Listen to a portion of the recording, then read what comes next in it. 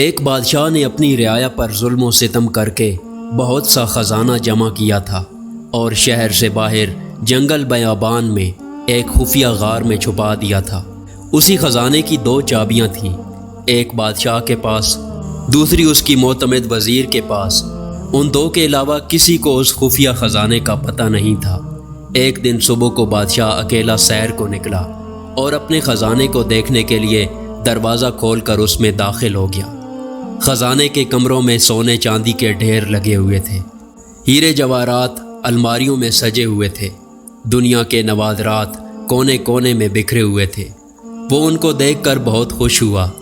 اسی دوران وزیر کا اس علاقے سے گزر ہوا۔ اس نے خزانے کا دروازہ کھلا دیکھا تو حیران رہ گیا۔ اسے خیال ہوا کہ کل رات جب وہ خزانہ دیکھنے آیا تھا شاید اس وقت وہ دروازہ بند کرنا بھول گیا۔ اس نے جلدی سے دروازہ بند کر کے باہر سے مقفل کر دیا۔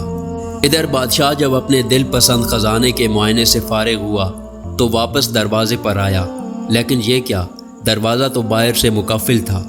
اس نے زور زور سے دروازہ پیٹنا اور چیخنا شروع کر دیا، لیکن افسوس اس کی آواز سننے والا وہاں کوئی نہ تھا۔ وہ لوٹ کر پھر اپنے خزانے کی طرف گیا اور ان سے دل بہلانے کی کوشش کی، لیکن بھوک اور پیاس کی شدت نے اسے تڑپانا شروع کر دیا۔ وہ پھر بھاگ کر دروازے کی طرف آیا، لیکن وہ بدستور بند تھا۔ وہ زور سے چیخا چلایا، لیکن وہاں اس کی فریاد سننے والا کوئی نہ تھا۔ وہ نڈھال ہو کر دروازے کے پاس گر گیا۔ جب بھوک پیاس سے وہ بری طرح تڑپنے لگا تو رینگتا ہوا ہیروں کی تجوری تک گیا۔ اس نے اسے کھول کر بڑے بڑے ہیرے دیکھے جن کی قیمت لاکھوں میں تھی۔ اس نے بڑے خوش آمدانہ انداز میں کہا، اے لاکھ پتی ہیرو، مجھے ایک وقت کا کھانا دے دو۔ اسے ایسا لگا کہ جیسے وہ ہیرے زور زور سے کہہ لگا رہے ہوں۔ اس نے ان ہیروں کو دیوار پر دے مارا۔ پھر وہ موتیوں کے پاس آیا اور ان سے بھیک مانگنے لگا، اے آبدار موتیوں، مجھے ایک گلاس پانی دے دو۔ لیکن موتیوں نے بھی ایک بھرپور کہہ لگایا اور کہا، اے دولت کے پجاری، کاش تو نے دولت کی حقیقت سمجھ لی ہوتی۔ تیری ساری عمر کی کمائی ہوئی دولت تجھے ایک وقت کا کھانا اور پانی نہیں دے سکتی۔ بادشاہ چکرا کر گر گیا۔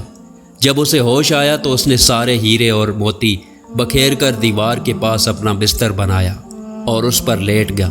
وہ دنیا کو ایک پیغام دینا چاہتا تھا، لیکن اس کے پاس کاغذ اور قلم نہیں تھا۔